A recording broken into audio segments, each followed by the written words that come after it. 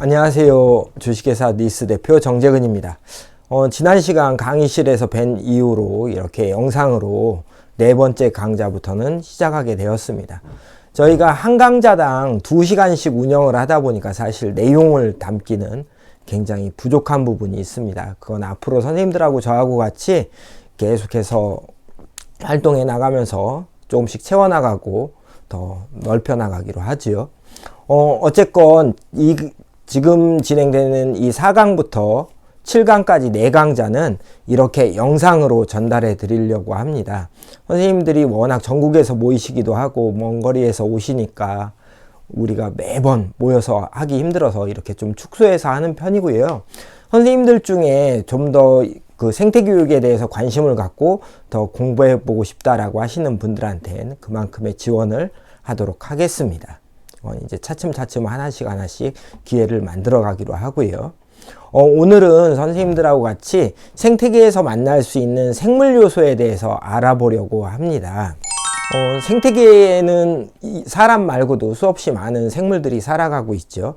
그 생물들하고 함께 우리가 지구 생태계에서 살아갑니다. 그래서 우리가 현장에서 어린이들에게 자연과 어떤 관계를 맺고 어떻게 살아갈지를 알려주기 위해선 생물 요소에 대한 이해가 먼저 우선돼야 됩니다. 교사가 먼저 알고 그거에 대해서 그 느낌을, 그 지식을 아이들한테 전달해 줄 수 있다면 최고의 생태교육이 되겠지요.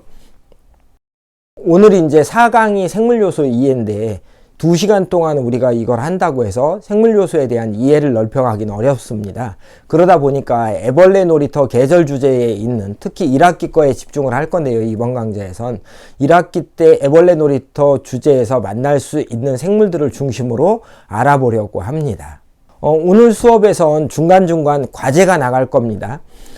이걸 만들어 보세요. 이걸 표현해 보세요. 이걸 이렇게 해 보세요. 하고 말씀드릴 텐데 제가 개강 때 나눠드린 재료들이 있죠. 그 재료들을 활용하셔서 교재 여백에 붙여주시면 됩니다. 그 과제는 선생님들이 만들어 가면서 다양한 선생님들 나름의 생각들을 더해 놓으시면 좋고요. 그것들을 가지고 우리가 이제 8강, 9강, 10강을 다시 만나서 진행할 텐데 그때 가지고 오시면 그 만들어진 과제물들을 가지고 확장된 수업하고 어떻게 수업으로 넓혀갈지 더 알아보도록 하겠습니다. 그럼 오늘 생물 요소의 이해 수업을 시작하도록 하겠습니다. 생물은 크게 5개로 나눠진다고 1강 때 이야기했었죠. 기억하시죠? 그런데 그 중에서도 우리가 주변을 살펴보면서 가장 흔히 볼 수 있는 개는 2가지입니다. 그게 바로 식물과 동물개지요. 식물은 크게 우리가 그 계층적으로 나눌 땐 더 다르게 나누지만 보편적으로 우리가 나눌 땐 나무와 풀로 나눌 수 있습니다. 나무가 있고 풀이 있지요. 식물은 풀과 나무로 나눠진다고 말씀드렸는데 식물이 풀과 나무로 나누는 건 사람들이 인위적으로 나눈 분류입니다. 그러니까 그건 과학적인 게 아니라 사람들이 이런 건 풀이라고 하자, 이런 건 나무라고 하자 하고 인위적으로 그냥 나눈 거예요. 그래서 그런 것들을 인위 분류라고 합니다. 나무와 풀로 나눠졌을 때 나무와 풀을 구분짓는 가장 큰 특징은 뭐라고 생각하세요? 나무는 일단 생각해 보면 나무는 단단하죠. 풀은 부드럽습니다. 보편적인 상태로 생각해 보면 나무는 키가 크고 풀은 키가 작은 편이죠. 또 나무는 한 해, 2해, 3해 해를 넘겨가면서 살아가는 것들이 많고요. 풀들은 겨울철이 되면 지상부를 싹 죽여버립니다. 그래서 풀은 한 해만 산다라고 이해되죠. 하지만 풀도 한 해만 사는 건 아닙니다. 구근식물처럼 뿌리로 겨울을 나는 식물들은 여러 해를 살기도 합니다. 그래서 그런 풀들을 여러 해살이라고 하고 한 해만 사는 것들을 한 해살이라고 부르죠. 그런데 대부분 풀들은 지상부를 겨울철에 죽이기 때문에 한 해살이처럼 보이긴 합니다. 하지만 그렇지 않다는 거고요. 나무는 지상부가 겨울에도 목질화된 줄기가 있으니까 나무는 겨울에도 살아가는 모습을 보여주죠. 그래서 우리가 나무는 여러 해살이, 풀은 한 해살이처럼 보인다라고 하는 거고요. 나무는 단단하고 풀은 부드럽다 해서 풀 중에 나무처럼 단단한 풀이 생각보다 많습니다. 반대로 날창날창 흔들흔들 흐느적흐느적 부드러운 나무가 있기도 하지요. 그리고 나무는 키가 크고 풀은 키가 작다고 했는데 나무 중엔 키가 5cm밖에 안 되는 나무도 있어요. 우리나라 제주도에 가면 돌매화라는 나무 같은 경우엔 키가 5cm가 안 됩니다. 반대로 호장근이나 미국 자리공 같은 풀들은 2m를 훌쩍 넘겨서 크기도 합니다. 그러니까 키로 절대적으로 구분할 수는 없겠죠. 나무와 풀을. 마찬가지로 한 해를 사느냐 두 해를 사느냐는 의미가 없어요. 이를테면 나무들은 대부분이 아니라 모두 여러 해살이 식물입니다. 그런데 풀은 한 해살이가 아니라 사실은 여러 해 사는 풀들이 많다고 했죠. 쑥이나 우리 튤립 혹은 수선화 같은 구근 식물들, 이런 것들을 숙근초라고 해서 뿌리로 겨울을 나기 때문에 여러 해를 살아갑니다. 이렇게 풀과 나무를 나누는 기준이 모호합니다. 지금까지 얘기를 한 것들은. 나무와 풀의 가장 선명한 차이는 지상부를 매년 남겨두고 매해 생장을 하느냐 않느냐 때문에 생기는 차이가 선명한 차이입니다. 풀은 지상부를 죽이고 나무를 지상부를 다음에 겨울을 넘겨서 다음 해까지 계속해서 남겨두잖아요. 나무를 한 문장으로 개념 정의하면 나무는 목질부를 가지고 있는 여러 해살이 식물이라고 규정합니다. 목질부, 즉 단단한 목재가 있고 단단하고 여러 해를 산다가 나무의 특징이에요. 거기서 생기는 차이가 두 개가 있는데, 하나는 형성층이라고 하는 그 나무 껍질과 안에 있는 목질부 사이에 형성층이라고 하는 띠가 있어서 여기서 세포 분열을 해서 계속 부피 생장을 해갑니다. 그것 때문에 발생되는 나무의 나이테라고 하는 게 있죠. 즉 나이테가 나무는 있고 풀은 없습니다. 다음 두 번째는 나무는 길이 생장도 전해 겨울 동안 자란 가지에서 지난해 자란 가지 끝에서 겨울눈이 나와서 또 성장을 합니다. 즉 가지가 자라고 그 다음에 거기에서 이어서 또 자라고 이어서 또 자라고 이어서 또 자라고 계속해서 가지를 늘려가면서 더해가면서 자라는데, 풀은 지상부를 죽이니까 여러 해 살이 식물이라고 하더라도 지상부는 매년 새로 나온 줄기가 자라는 것이 다른 거죠. 그러니까 길이 생장을 하더라도 한 해 길이 생장하고 그 다음에는 줄기가 사라졌다가 그 다음에 다시 길이 생장을 합니다. 뿌리는 계속해서 여러 해 살이 풀의 경우 비대해지고 넓혀가는데 줄기는 매년 새로운 줄기로 만드는 거죠. 나무는 그 대신 줄기를 계속해서 연결해서 성장해 갑니다. 이 두 가지, 즉 길이 생장을 계속해서 더해간다, 부피가 점점 넓어진다 라고 하는, 나이테가 있다라고 하는 이 두 가지가 가장 큰 차이입니다.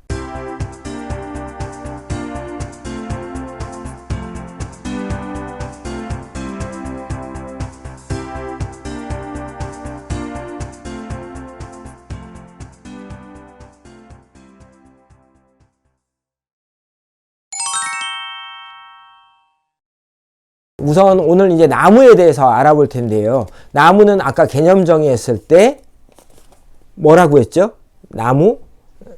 나무는 단단한 목질부를 가진 여러 해 살이 식물을 나무라고 사람들이 부르는 겁니다. 나무는 우리가 구조를 보면 나무도 이제 그 나무마다, 나무 종류마다 수형도 다르고 그 생김새도 다르고 키도 다르고 여러 가지 다 다른데, 나무의 보편적인 특징으로 형태를 구분해 보면 어떻게 나눠지나 하면 잎이 모여 있는 부분, 수관이라고 합니다. 수관부와 잎이 끝나는 부분부터 밑에 뿌리까지의 줄기, 선명한 줄기가 드러나는 부분을 수간, 줄기 간자를 써서 수간부라고 합니다. 즉 지상부를 보면 수간, 줄기와 잎 모여 있는 곳을 우리가 수관이라고 한다. 줄기와 잎이 모여 있는 곳으로 구분한다 라고 하는 거고요. 지상부를 지금 이야기한 거니까 나무는 우리가 나눌 때 지하부와 지상부 두 가지로 또 나누게 됩니다. 지하부와 지상부가 있고, 지상부는 수간, 줄기와 수관, 잎에 여러 가지 잎들이 모여 있는 곳으로 나누게 됩니다.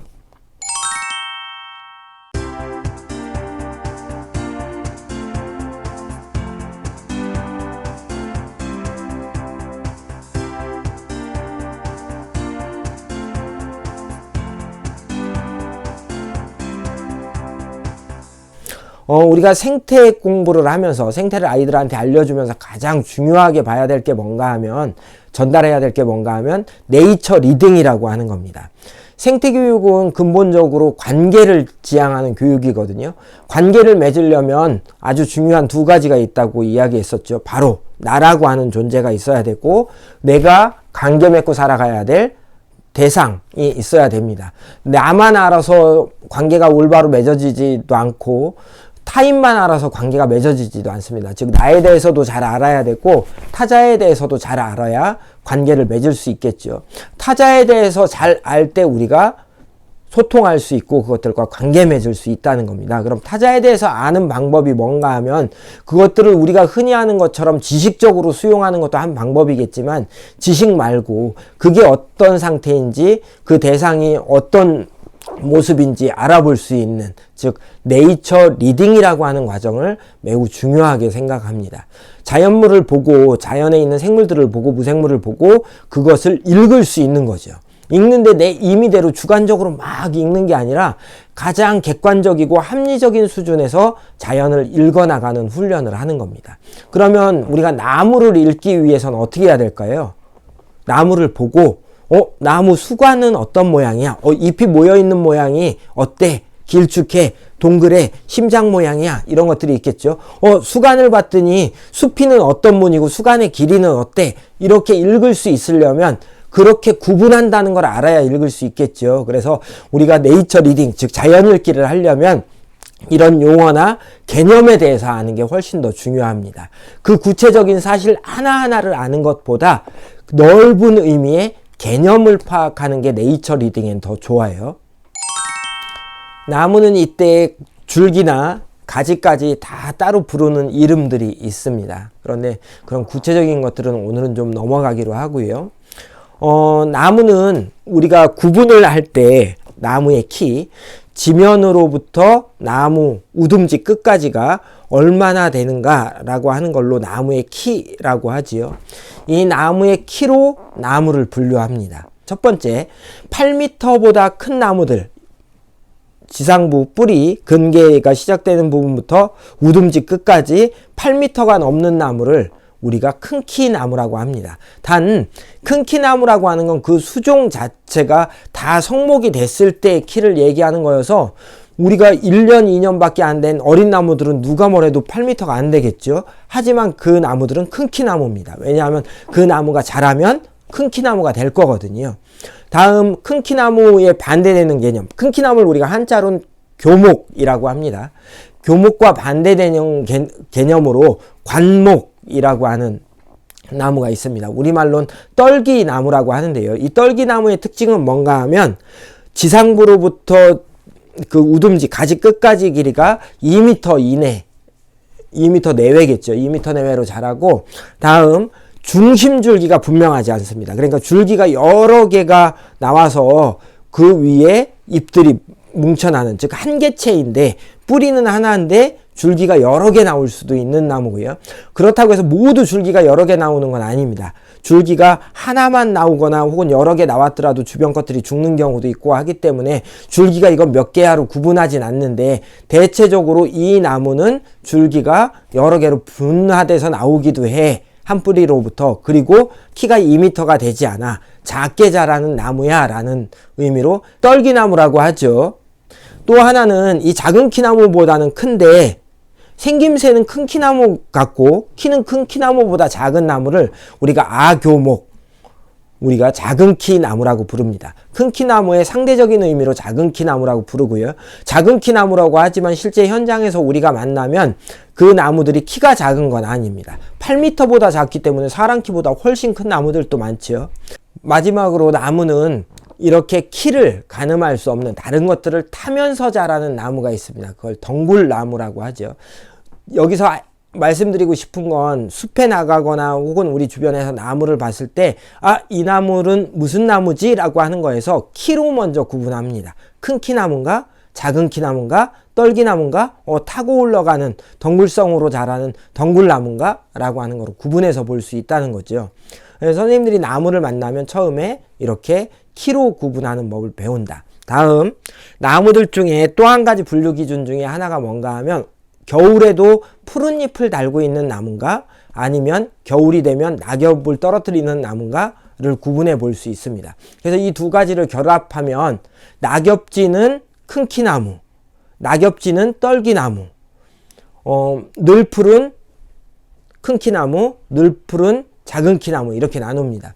우리가 중부지방 이북에선 그 늘푸른 나무가 많지 않습니다. 사철나무 정도인데요. 남쪽으로 가면 우리나라 남부 지역으로 가면 늘푸른 나무들이 생각보다 굉장히 많습니다. 그렇기 때문에 늘푸른 나무냐 낙엽지는 나무냐도 하나의 구분입니다. 이제 아이들하고 밖으로 나가면 이런 기준 안에서 이야기할 수 있죠. 이때 아이들이 큰 키나무, 작은 키나무, 떨기나무, 덩굴나무 같은 용어를 몰라도 됩니다. 그런데 키가 작네, 키가 크네, 이 나무는 뿌리에서 줄기가 여러 개 나왔네 같이 그런 기준들 안에서 나무들을 구분해 볼 수 있겠죠. 우리가 보고 있는 나무들 중에 제일 큰 키나무가 어떤 거지? 이 나무들 중에 제일 작은 나무가 어떤 거지? 얘는 작은 나무일까? 아니면 어린 나무일까? 이런 구분들이 생기는 겁니다. 즉 키와 생장 속도에 대해서 우리가 아이들하고 접근해 볼 수 있는 기회를 갖는 겁니다. 우리가 그걸 모두 지식적으로 알 필요는 없어요. 선생님들이 그걸 아이들에게 그렇게 자연을 볼 수 있다, 읽을 수 있다를 전달해 주는 역할을 하는 겁니다. 물론 지식적인 것까지 확장해서 아이들한테 전달해 줄 수 있다면 너무나 좋겠죠. 하지만 그런 부담은 일단은 초기엔 내려놓으셔도 좋습니다.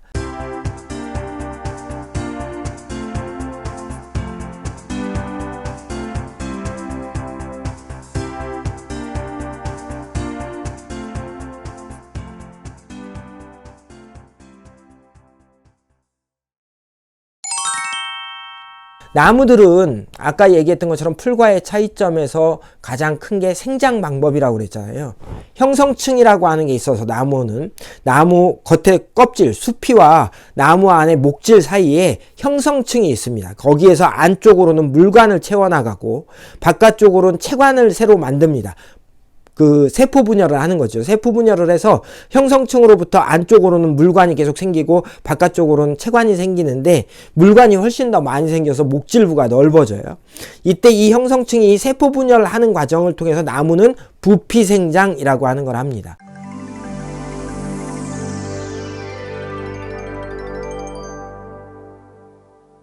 그런데 부피를 키우기 전에 먼저 크는 게 있겠죠. 나무는 두 가지 생장을 하는데 하나는 쭉 키를 키우는 길이생장이고 또 다른 하나는 옆으로 살을 찌우는 부피생장입니다. 그래서 먼저 키를 키우고 그 뒤부터 매년 두꺼워지는 부피생장을 할 거기 때문에 키를 키우는 길이를 키우는 걸 길이생장을 1차 생장이라고 하고 부피를 넓혀가는 걸 2차 생장이라고 합니다.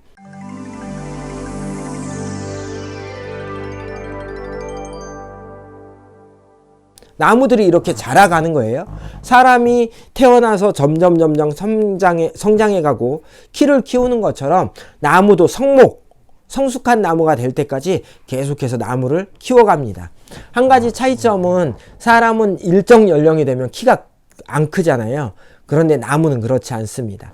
나중에 성목이 되고 나면 성장의 양이 아주 조금씩일 뿐이지 성장은 계속해서 합니다.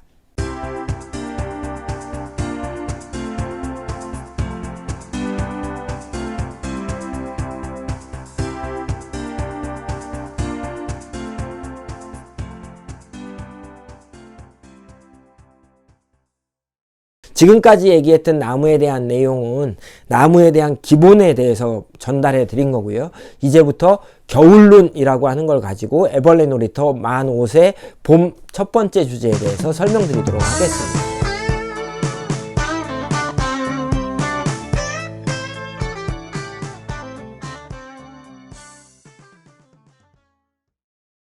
나무를 자세히 관찰해 보면 얇은 가지 끝에 달려있는 겨울눈이라는 기관이 있습니다.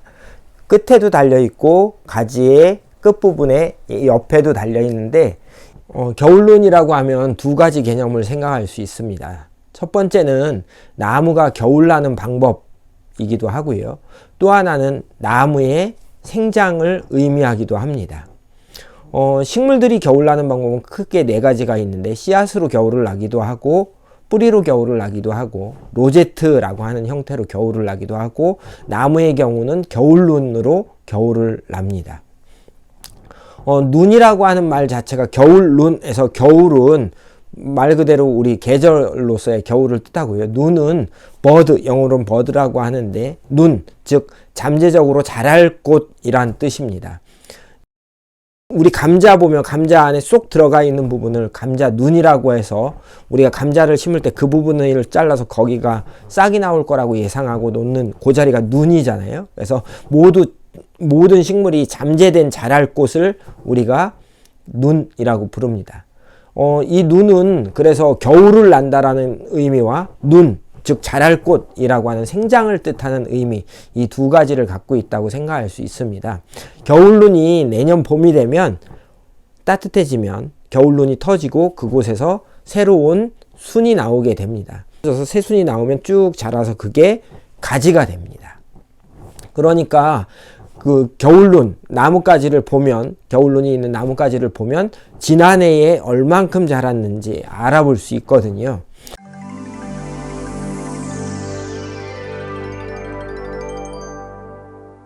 가지 사진을 보면서 한번 살펴볼까요? 가지 끝에 보면 겨울눈이 하나 달려 있습니다. 그걸 우리가 끝에 있다고 해서 끝눈이라고 부르고요. 가지 옆에, 끝눈 말고 가지 중간중간 옆에 붙어 있는 걸 곁눈 또는 옆눈이라고 합니다. 곁눈이라고 하는 표현을 더 많이 사용합니다. 그래서 끝눈과 곁눈을 나무가 가지고 있는데, 재미난 건 이 끝눈도 내년에 새순이 나와서 쭉 자랄 거고, 곁눈도 내년에 새순이 나와서 자랄 겁니다. 곁눈은 새 가지를 만들어내고, 끝눈은 기존 가지를 계속해서 키워나가는 걸 끝눈이라고 하는 거죠. 자, 겨울눈은 이처럼 나무가 자라는 겁니다. 그러다 보니까 애벌레 놀이터 5세 봄일 주제인 겨울눈에선 나무의 생장을 중심으로 이 겨울눈을 이야기합니다. 그러니까 아이들이 다녀가면서 겨울눈을 보고, 겨울눈이 어떻게 생겼나 보고 그 특징적인 것들을 살펴본 뒤에, 이 겨울눈이 내년에 어떻게 자랄 거야. 그럼 이 나무가 내년에 성장하는 게 바로 이 겨울눈 안에 담겨 있다는 거죠. 그 나무가 꿈꾸는 미래 같은 겁니다. 겨울눈은. 그래서 그 만 5세의 중심 테마는 겨울눈은 나무의 내일이다 입니다. 겨울눈은 나무마다 모양이 다른데요. 겨울눈의 가장 큰 특징은 겨울눈이 있고, 반드시 겨울눈은 지난해에 나뭇잎이 있던 자리에서 자랍니다.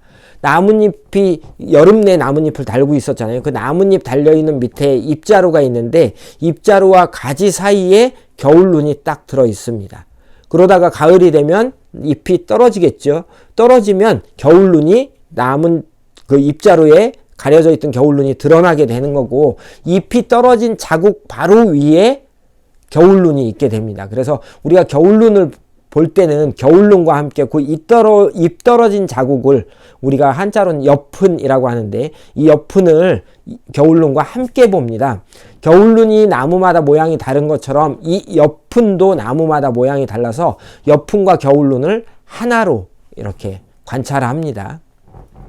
특히 엽훈은 관소큰이라고 해서 관다발, 물과 양분이 이동하는 통로인 관다발이 어떤 형태로 생겼느냐에 따라서 엽훈 무늬가 달라지는데요.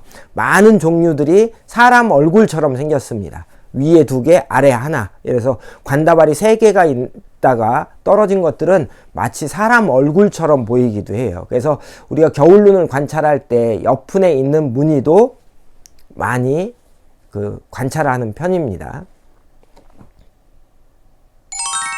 미래에 대한 희망을 담고 겨울을 나. 새해가 되면 그만큼 기대와 희망이 자라서 새로운 가지가 되고 성장을 하겠지. 그렇다면 우리들은 어떨까라고 하는 질문을 하는 겁니다. 우리들도 마찬가지 나무 한 그루처럼 내 마음속에 가지가 있어서 그 가지가 자라나고, 그 자란 가지에서 겨울눈이 터지고 새로운 가지가 자라고 잎을 내고 광합성을 하겠죠. 그러면 내 마음속에 있는 겨울눈을 상상해보고 유추해보는 활동으로 그 애벌레 놀이터에선 중심 테마를 잡았습니다. 즉, 나무의 내일은, 겨울눈은 나무의 내일이야 라고 하는 것과 내 마음 안에도 나무가 있어서 겨울눈을 내 마음의 나무에 겨울눈을 상상해 보자 라고 하는 활동으로 애벌레 놀이터에선 중심 테마를 잡았습니다. 그러면 이제 제가 겨울눈 그림을 제시할 텐데요. 이 겨울눈 그림을 보고 내는 퀴즈 3문제를 푸시면 됩니다. 이 퀴즈는 책자에도 똑같이 교재에도 있으니까 교재에 푸시면 되고요. 그 푼 걸 그 카메라로 찍으셔서 우리 그 안녕숲생 카페 네이버 카페에 가입하셔서 그쪽 과제방에 업로드 해주시면 됩니다. 이번 과정은 이 과제들을 80% 이상 제출하셔야 그 수료가 된다는 점, 자격증이 나간다는 점 다시 한번 말씀드리고요. 선생님들 과제하실 때 틀려도 됩니다. 그건 새로운 해석으로 접근하고 제가 풀이도 해드리고 할 거기 때문에 너무 이걸 맞춰야지, 정답해야지, 틀리는 거 부끄러워 이런 생각 하지 마시고 편하게 생각하고 선생님들이 진짜 느낀 바를 그리시고 표현해 보시고 그 시험이라는 과정을 통해서, 과제라는 과정을 통해서 선생님들한테 좀 더 확실하게 이해하고 그것이 전달하고자 하는 개념에 대해서 그 선생님들이 그 내면화하길 바라는 지점이 있어서 이걸 하는 거지 뭐 다른 평가나 이런 걸 위해서 하는 거 아니거든요. 그러니까 선생님들이 숙제를 하거나 혹은 제가 내드리는 퀴즈를 풀거나 하실 때 너무 부담 갖지 마시고 실제 선생님들이 생각한 걸 편하게 풀면 되겠습니다. 자, 그럼 지금부터 퀴즈 풀어볼까요?